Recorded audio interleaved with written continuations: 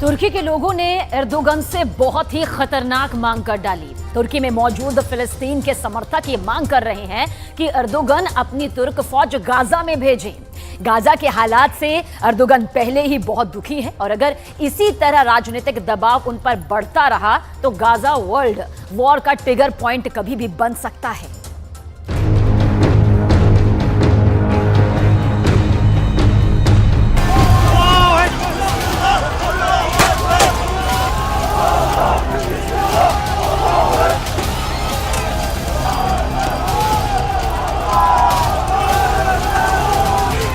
तुर्की की जनता सड़कों पर उतर आई है।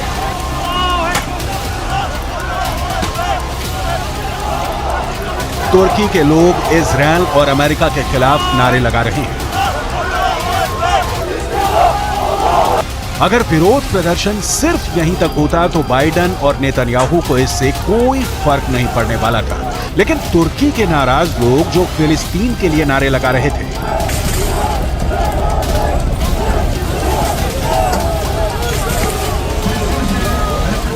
तुर्की के दक्षिण में मौजूद अदाना एयरबेस पर पहुंच गए, जो अमेरिका का सैन्य अड्डा है और दावा किया जाता है कि यहां पर 50 की संख्या में एटम बम रखे हुए हैं। ये विरोध प्रदर्शन अदाना की सड़कों पर भी हो सकता था, लेकिन क्या जानबूझकर परमाणु बम वाले ठिकानों पर भीड़ का हमला करवाया जा रहा है?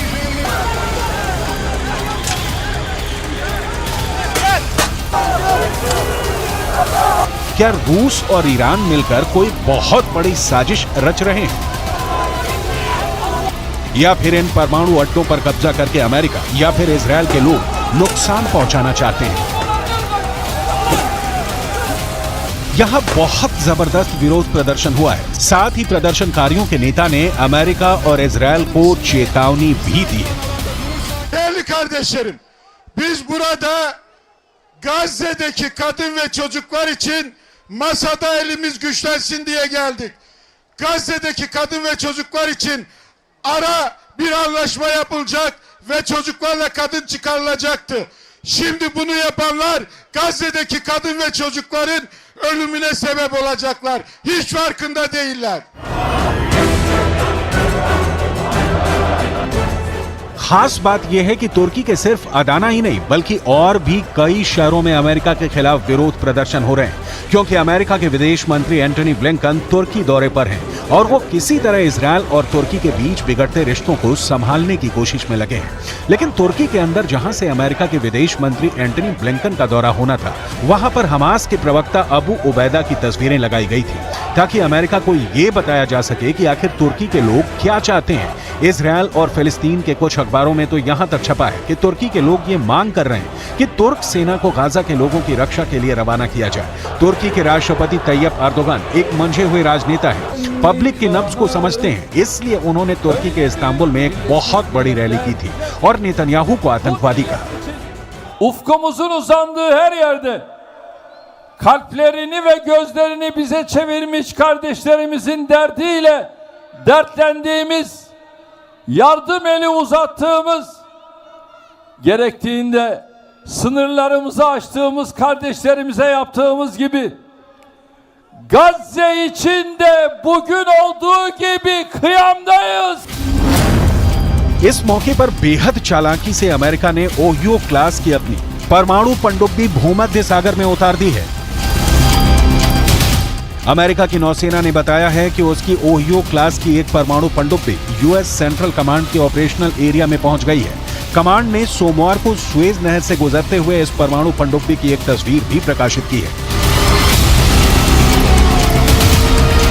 आमतौर पे पनडुब्बियों की तैनाती को गुप्त रखा जाता है, क्योंकि जब तक वो दुश्मन की नजर में ना आएंगी तब तक ज्यादा प्रभावी रहेंगी। लेकिन बावजूद इसके अमेरिका ने ये ऐलान किया है कि उसकी पनडुब्बी भूमध्य सागर में तैनात है, ताकि इजरायल के दुश्मनों में खौफ का माहौल पैदा हो। हालांकि अमेरिका की नौसेना ने ओहियो क्लास के इस परमाणु पनडुब्बी की पूरी पहचान का खुलासा नहीं किया है, लेकिन इस तरह की पनडुब्बियों में टॉम हॉक क्रूज मिसाइलें होती हैं। इन पनडुब्बियों में ट्राइडेंट 2 बैलिस्टिक मिसाइलें भी होती हैं, जो अमेरिका की परमाणु मिसाइल है और एक साथ कई वॉर हेड ले जा सकती है। अमेरिका की ताकत को तुर्की के राष्ट्रपति एर्दोगन भी जानते हैं और समझते हैं, और तुर्की नाटो का सदस्य भी है। लेकिन गाजा में जो हो रहा है उससे तुर्की के राष्ट्रपति एर्दोगन काफी ज्यादा दुखी है। İsrail tam 22 gündür açıkça savaş suçu işliyor. Şimdi İsrail, biz de seni savaş suçlusu olarak dünyaya ilan edeceğiz.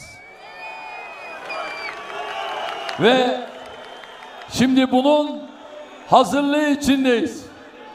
Bunun çalışmasını yapıyoruz ve savaş suçlusu olarak İsrail'i dünyaya tanıtacağız.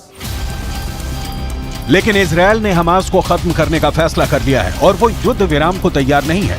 America भी इजरायल का साथ दे रहा है और दूसरी तरफ जॉर्डन, कतर, यूएई, सऊदी अरब, तुर्की, Iran, ये सभी मुल्क जल्द से जल्द युद्ध विराम चाहते हैं। तुर्की के विदेश मंत्री के साथ एंटनी ब्लिंकन की मुलाकात हुई है, लेकिन मतभेदों को रोक पाना अब आसान नहीं रह गया है और उसकी वजह बिल्कुल साफ है। तुर्की के राष्ट्रपति एर्दोगन गाजा में इजरायल की कार्रवाई को नरसंहार की संज्ञा दे रहे हैं। Ülkenin kendini savunma hakkı varmış. Tamam da adalet nerede? Adalet nerede?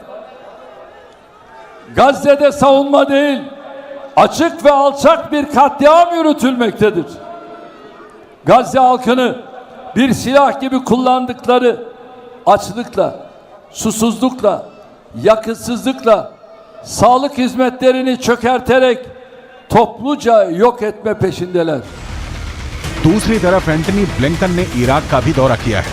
Iraq का दौरा अप्रत्याशित है क्योंकि इसकी पहले कोई योजना ही नहीं थी, लेकिन माना जा रहा है कि इराक के प्रधानमंत्री अल सुदानी से मिलने का फैसला ब्लिंकन ने इसलिए किया क्योंकि इराक और सीरिया के एयरबेस पर लगातार हमले हो रहे हैं।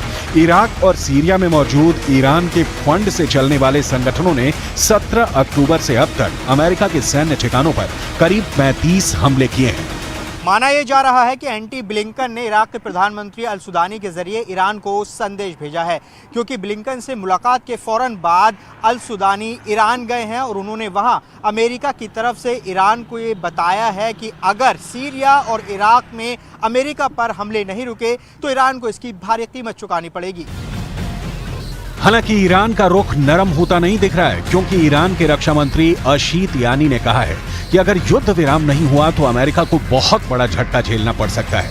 दूसरी तरफ इजरायल ने ये रणनीति बनाई है कि वो 7 अक्टूबर को हुए आतंकी हमले की तस्वीरें पूरी दुनिया को दिखाएगा, ताकि उसके खिलाफ दुनिया में बन रहा माहौल कामयाब ना हो पाए। तुर्की के राष्ट्रपति इतने ज्यादा नाराज हैं कि उन्होंने अपना राजदूत भी इजरायल से बुला लिया है। तुर्की के विदेश मंत्रालय ने अपना राजदूत वापस बुलाते हुए ये कहा कि अब नेतन्याहू इस लायक नहीं कि उनसे बात की जाए। तुर्की के राष्ट्रपति के इन बयानों से समझा जा सकता है कि तुर्की के अंदर इस वक्त गाजा पर किस तरह की उथल पुथल मची हुई है।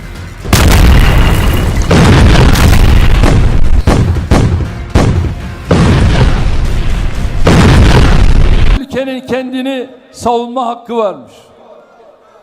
Tamam da adalet nerede? Adalet nerede? Gazze'de savunma değil, açık ve alçak bir katliam yürütülmektedir.